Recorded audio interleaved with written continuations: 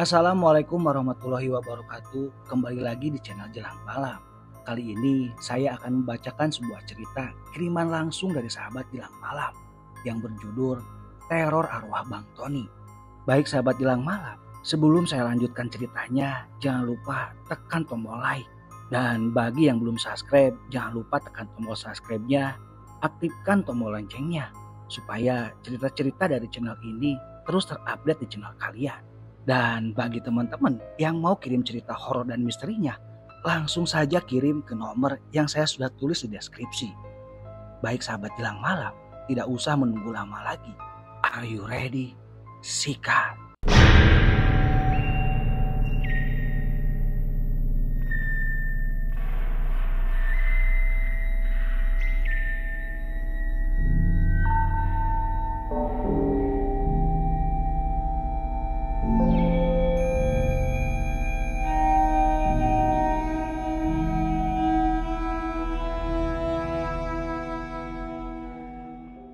Cerita ini aku tulis berdasarkan kisah nyata yang aku alami. Cerita ini terjadi sekitaran tahun 2005 yang lalu. Semua nama yang ada di cerita ini adalah nama samaran. Baik, ada yang menyerupai cerita tentang aku ini, mungkin hanya kebetulan saja. Cerita yang aku tulis ini tidak ada maksud apapun. Semoga dari cerita aku ini kita bisa mengambil sebuah hikmah yang baik. 2005 di sebuah kota kecil yang berada di Jawa Barat. Sebagian besar penduduknya bermata pencarian sebagai petani. Mungkin hanya segelintir orang saja yang pergi ke kota. Sore itu di warung Mang Jaka, Samsul, Eep, dan Tony, mereka bertiga berkumpul. Seperti biasanya, mereka menghabiskan sore hari itu dengan mengobrol dan ditemani segelas air kopi. Warung Mang Jaka ini setiap sorenya selalu ramai. Benar saja, biasanya warga sepulangnya dari ladang mampir dulu ke warungnya Mang Jaka, sekedar minum kopi dan menghilangkan rasa lelahnya. Warung Mang Jaka ini buka dari pagi sampai malam. Kalau pagi, Mang Jaka ini menjajakan sayur mayur dan ikan. Mulai sore hari sampai malam, warung Mang Jaka ini disulap menjadi warung kopi. Tentu saja, kebanyakan para pemuda desa nongkrong di warungnya. Ton, katanya kamu mau mengadu nasib ke kota ya? Tanya Samsul. Iya Sul, ya mau gimana lagi? Kamu enak, kamu bisa berladang, sedangkan aku ya tahu sendirilah. Jawab Tony. Wah, sebentar lagi menjadi orang kota nih. Ujar Eep. Ya doain aja Eep, aku juga belum tahu nanti aku kerja apa di sana. Jawab Tony. Apa kamu gak berminat untuk bertani? Kan kakak kamu itu tanahnya cukup luas, Ton. Ujar Samsul. Iya juga sih, Sul. Cuman aku mau mengadu nasib dulu di kota. Ya siapa tahu ada rezekinya.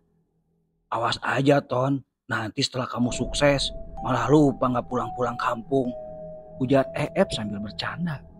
Masa iya, Eep? Kalian kan sahabat-sahabat saya dari kecil. Kalau aku sukses, sudah pasti aku akan bawa kalian ke kota. Jawab Tony sambil menimpali candaannya Eep. Benar saja, mereka bertiga itu bisa dibilang sahabat dari kecil. Samsul, Eep, dan Tony usianya seumuran. Keluarga Samsul dari dulu bermata pencarian dari bertani.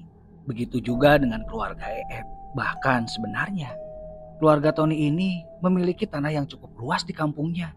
Apalagi kakak kandungnya Tony, yaitu Kang Husen. Kang Husen bisa dibilang juragan tanah di kampungnya. Tapi entah mengapa, Tony ini lebih memilih berhijrah ke kota. Katanya pengen merubah nasib. Jadi kapan rencananya kamu mau berangkat ke kota, Ton? Tanya Samsul. Ya mungkin minggu depan, Sul. Sebelum aku dapat kerja, rencananya aku mau tinggal dulu di rumah Wadirman. Nanti kalau aku udah dapat kerja, baru aku sewa kontrakan. Nanti kalian main ke kota ya. Ujar Tony dengan penuh semangat. Oh pastinya dong Ton. Aku juga pengen kerja di kota. Makanya aku doain banget kamu sukses di sana ya. Ujar Eep. Amin ya robbal alamin. Terima kasih banyak ya Eep. Aku juga doain kalian berdua. Semoga sukses di kampung ini. dan kita cepat-cepat menikah. Ujar Tony. Sore itu di warung Mang Jaka semakin terasa hangat dengan gelak canda mereka bertiga. Bisa jadi minggu ini adalah minggu terakhir mereka bertemu dengan Tony. Karena minggu depan Tony udah pergi ke Jakarta. Singkat cerita, waktu yang sudah ditentukan pun tiba. Akhirnya Tony berangkat ke ibu kota. Sebelum berangkat ke kota, Tony pun tidak lupa berpamitan ke Samsul dan Tidak terasa waktu terus berlalu. 1 tahun lamanya semenjak Tony berhijrah ke ibu kota, suasana kampung pun tidak jauh berbeda dengan waktu-waktu yang lalu. Siang itu, Samsul dan berada di sebuah ladang. Mereka beristirahat di sebuah gubuk yang ada di tengah-tengah ladang. Oh iya Sul, saya dapat kabar kalau si Tony besok akan pulang kampung. Kamu tahu nggak? Tanya Oh gitu justru saya baru tahu dari kamu ini. Ujar Samsul. Kemarin malam si Tony itu nelpon. Katanya besok mau pulang kampung. Sepertinya Tony sekarang sudah sukses Sul. Ujar Alhamdulillah ya kita sih ikut senang saja. Ya sudah, besok kita tunggu si Tony datang. Ujar Samsul. Mereka berdua pun melanjutkan kegiatannya di ladang. Dan mereka berdua pun sudah tidak sabar menunggu hari esok. Soalnya di esok hari Tony akan pulang kampung. Singkat cerita, sore itu Samsul dan minum kopi di warungnya Mang Jaka. Sekedar membuang lelah setelah seharian mereka bekerja di ladang. Dari kejauhan, Samsul dan melihat sebuah mobil sedan yang menghampiri warung Mang Jaka. Siapa itu Sul? Pakai mobil bagus, sepertinya mengarah ke sini. Tanya Samsul pun memperhatikan sebuah mobil yang bisa dibilang mobil bagus pada zamannya. Ya nggak tahu ya kita lihat saja. Jawab Samsul. Apa yang dikata benar saja. Mobil sedan mewah itu berhenti persis di warungnya Mang Jaka. Dan ketika pintunya dibuka, sontak saja dan Samsul kaget. Ternyata itu Tony. Samsul dan langsung berdiri menghampiri Tony menyambut kedatangannya. Assalamualaikum, ujar Tony. Dan Samsul pun menjawab salamnya Tony berbarengan. Waalaikumsalam Ton. Wah, kamu hebat, ujar Samsul. Kirain tadi siapa? Dan ternyata kamu Ton, ujar Mereka bertiga pun langsung masuk ke warungnya Mang Jaka. Tidak lupa, Tony pun memesan segelas kopi dan sebungkus rokok filter. Dan Samsul pun terus-terusan memuji Tony. Dengan waktu yang singkat, hanya setahun saja, Tony sudah begitu suksesnya. Alhamdulillah Ton, baru setahun saja kamu sudah bisa membuktikan bahwa kamu bisa sukses di kota, ujar Alhamdulillah mungkin sudah rezekinya aku saja, jawab Tony. Dan akhirnya Samsul pun menanyakan pekerjaan apa yang dilakoni Tony di kota. Ngomong-ngomong, kamu kerja apa Ton di kota?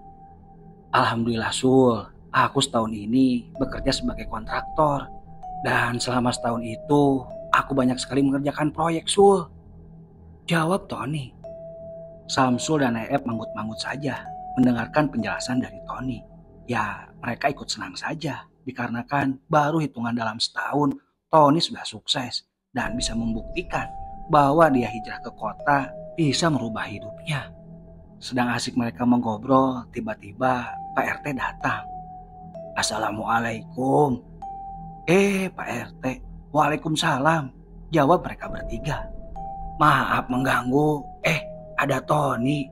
Gimana kabarnya di kota kamu Ton? Tanya Pak RT. Alhamdulillah Pak RT, saya sehat-sehat saja.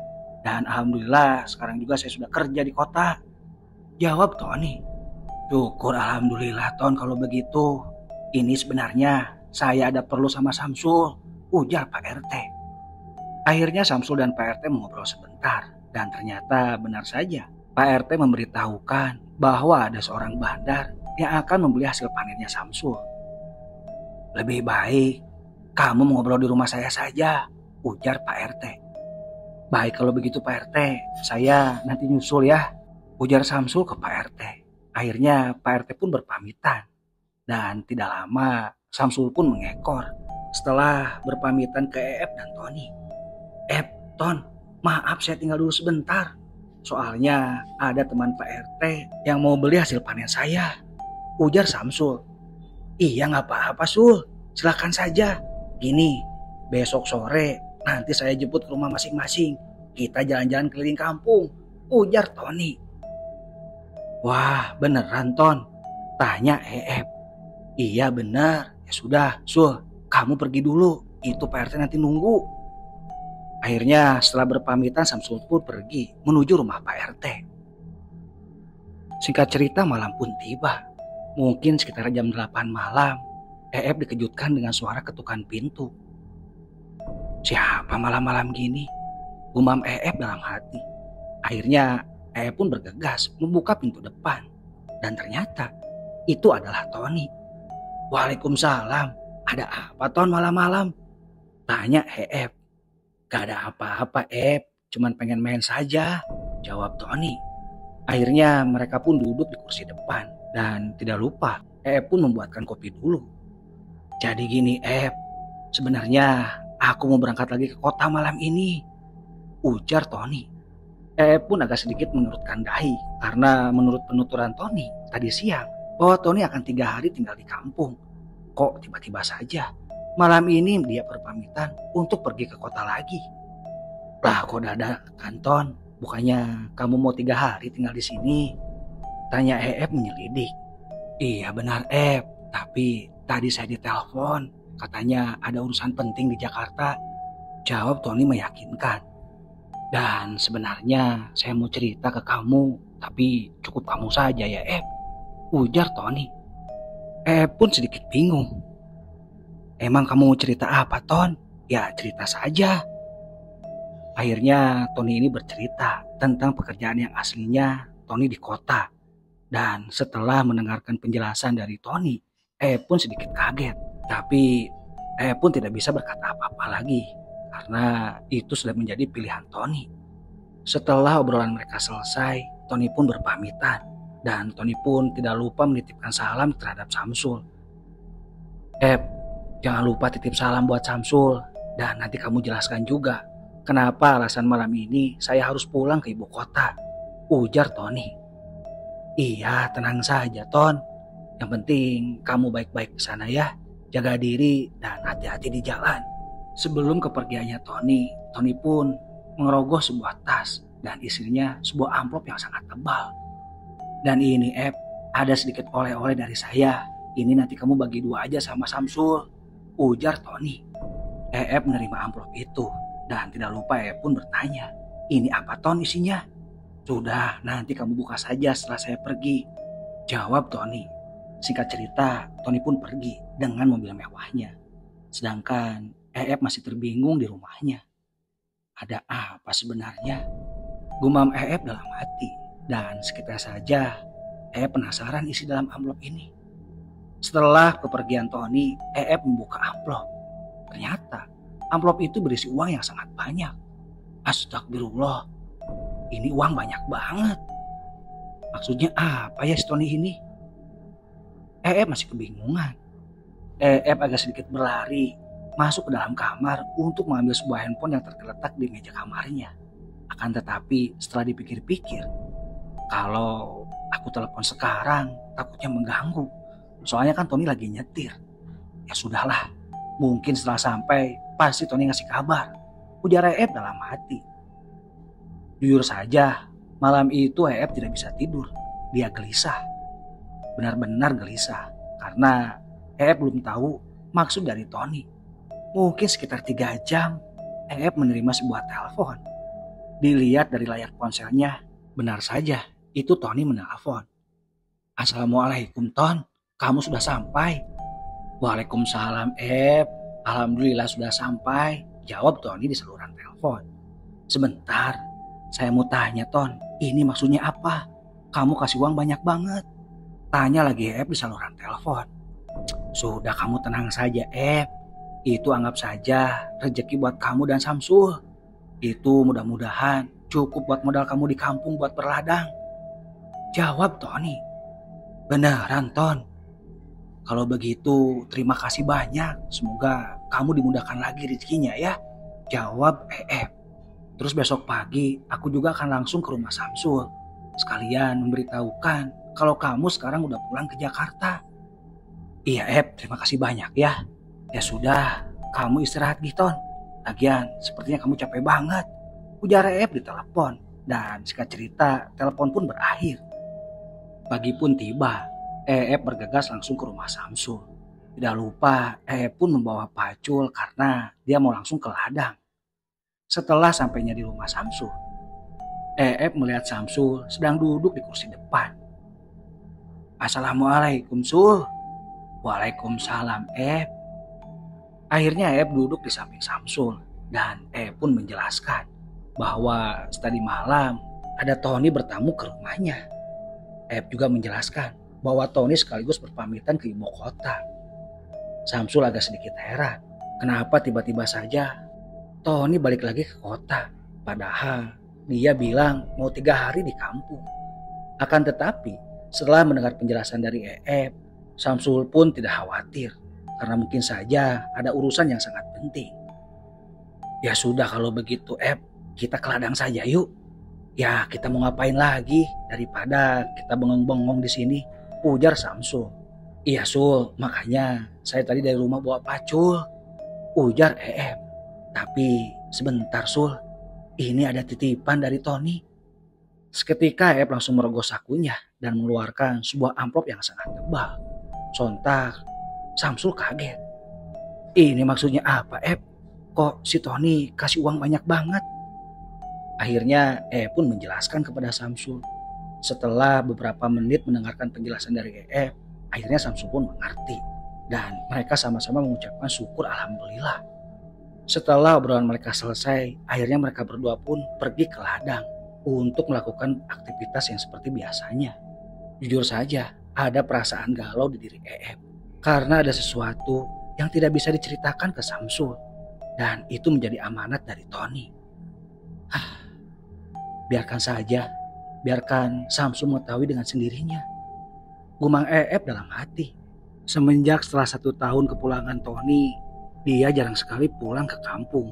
Adapun kabar mungkin hanya via telepon saja ke Samsul dan hanya bisa berpikir positif saja. Bisa jadi si Tony ini benar-benar sibuk di kota. Sore itu jam menunjukkan jam 4 sore. Akan tetapi Samsul masih sibuk di ladang. Biasanya jam-jam segitu Samsul sudah pulang ke rumah. Mungkin sore ini Samsul ini ada beberapa yang harus dikerjakan alias dibereskan. Setelah pekerjaannya selesai, Samsul melihat samar-samar dari kejauhan. Ada seseorang yang sedikit berlari akan menuju menghampirinya. Dan benar saja, setelah dekat, itu menghela nafas panjang. Dan sontak saja, Samsul pun bertanya, "Kenapa kamu si kayak dikejar-kejar maling saja?" ujar Samsul. "Aduh, gawat Sul. Kamu sudah dengar belum beritanya?" Jawab malah menjelaskan. Berita apa Ya sudah, kita ke gubuk dulu dan tenangkan dulu kamu. Di sana ada minum dulu lah, ujar Samsul. Akhirnya mereka berdua menuju sebuah gubuk yang ada di tengah ladang milik Samsul. Akan memberikan kabar ke Samsul bahwa sore ini dia mendapatkan berita yang sangat tidak mengenakan, yaitu meninggalnya Tony di kota akibat kecelakaan. Mendapatkan kabar dari sebuah pengumuman di masjid bahwa Tony meninggal. Sontak saja, langsung mendatangi rumah keluarga Tony dan langsung menanyakan. Benar saja, kakak kandung dari Tony menjelaskan bahwa Tony meninggal karena kecelakaan.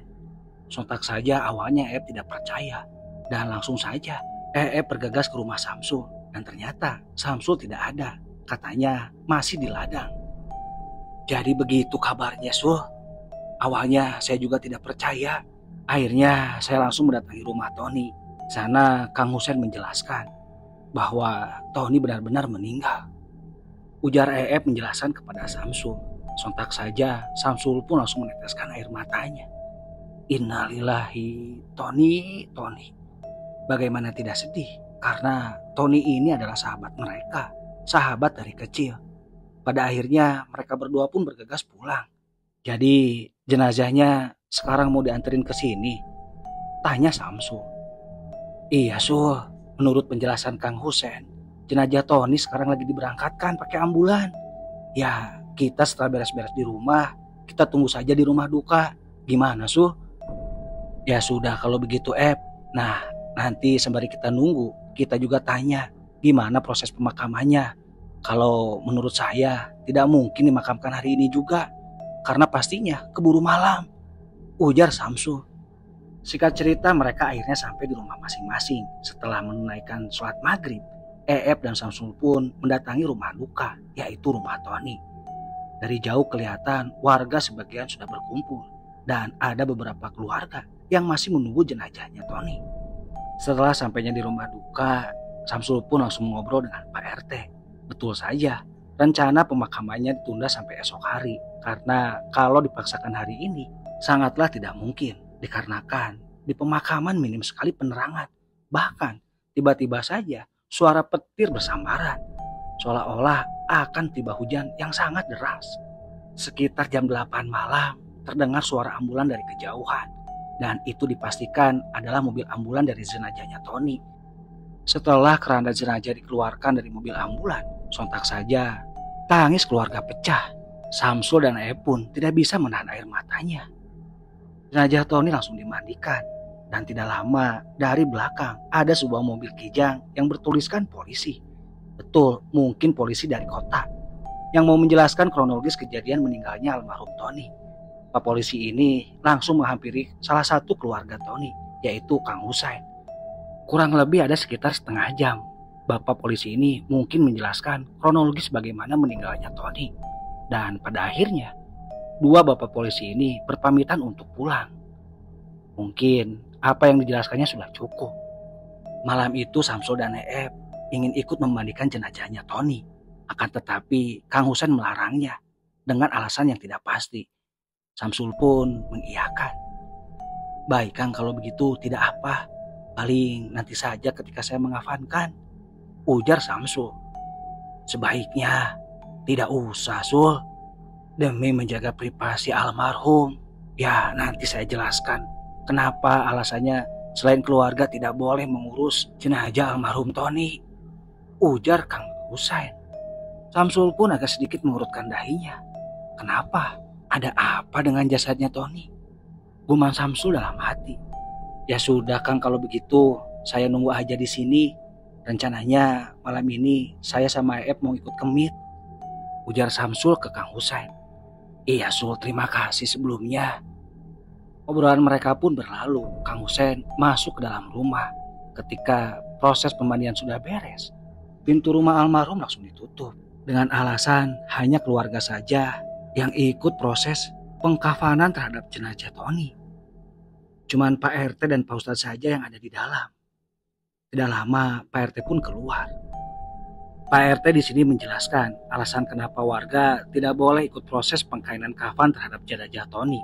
Ini semua dilakukan atas pertimbangan keluarga almarhum Tony. Dikarenakan sedikit informasi bahwa Tony lukanya sangat parah.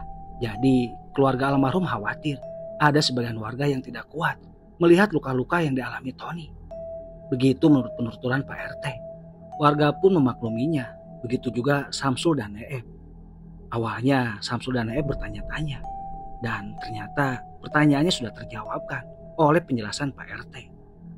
Singkat cerita, proses pengkafanan jenazah sudah selesai. Akhirnya para warga yang tadi di luar beranjak masuk untuk melakukan pengajian. Tidak lama pengajian dimulai, tiba-tiba hujan deras sekali, dibarengi dengan petir yang bergemuruh di langit. Samsul dan merasakan aura malam ini sangat mencekam. Begitu juga warga yang lainnya. Jam menunjukkan sekitar jam 11 malam. Akan tetapi hujan tidak kunjung berhenti, malah semakin deras. Samsul dan tidak bisa pulang. Begitu juga warga yang lainnya. Mereka tertahan di rumah duka. Dan ada pula sebagian warga yang memaksakan untuk hujan-hujanan. Itu pun warga rumahnya yang dekat. Ya Samsul dan merasa rumahnya agak sedikit jauh. Tidak mungkin basah-basahan di tengah malam. Begitu juga penuturan warga lainnya yang masih bertahan di rumah duka.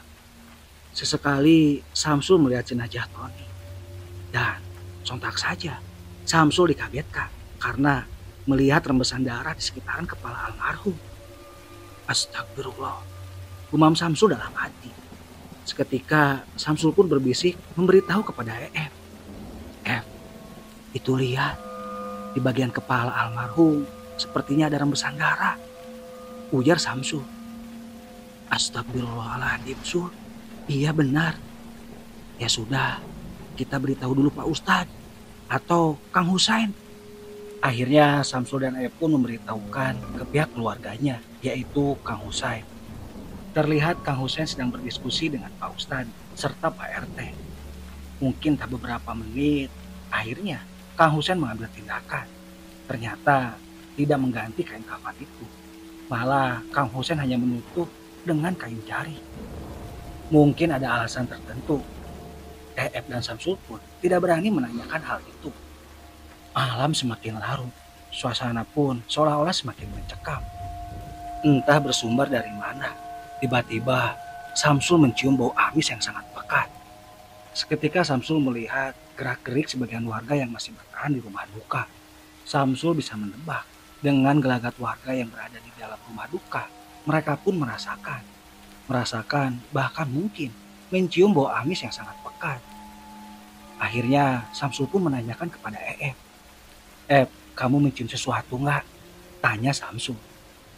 "Iya Sul, cuman saya tidak enak saja.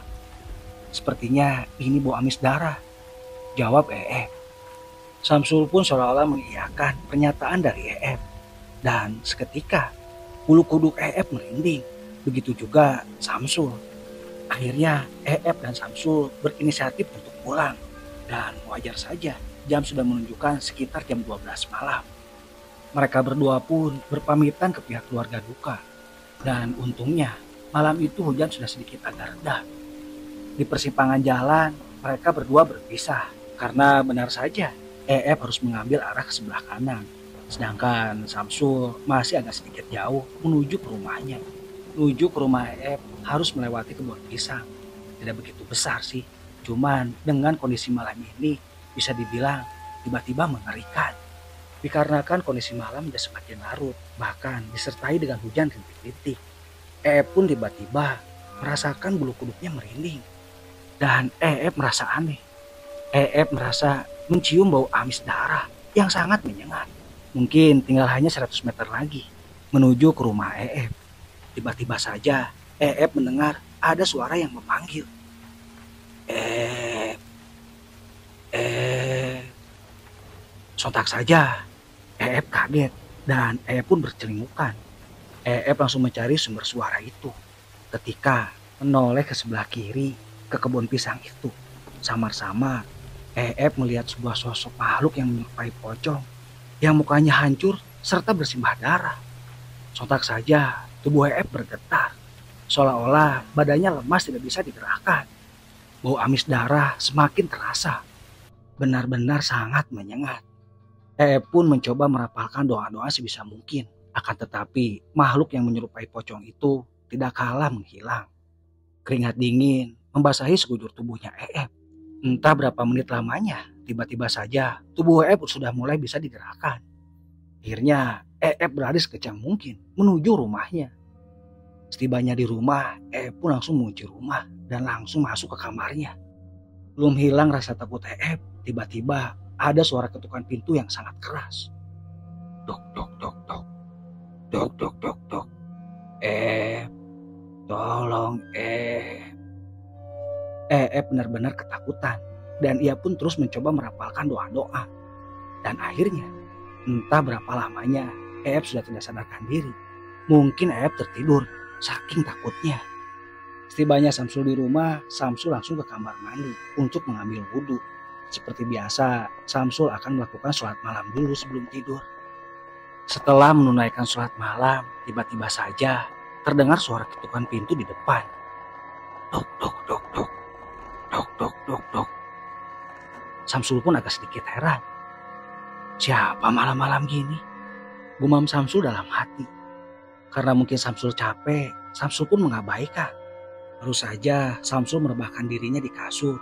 Tiba-tiba ketukan itu terdengar lagi. Dok, dok, dok, dok, dok, dok, dok, dok. Akhirnya Samsul pun agak sedikit kesal. Masa iya itu si Eep? Ujarnya lagi dalam hati. Akhirnya Samsul pun beranjak untuk membukakan pintu depannya. Ketika pintu sudah dibukakan, tiba-tiba saja tidak ada seorang pun di depan rumahnya Samsul. Posisi pintu masih terbuka. Samsul pun menengok kiri dan kanan. Dan dia pastikan memang tidak ada orang.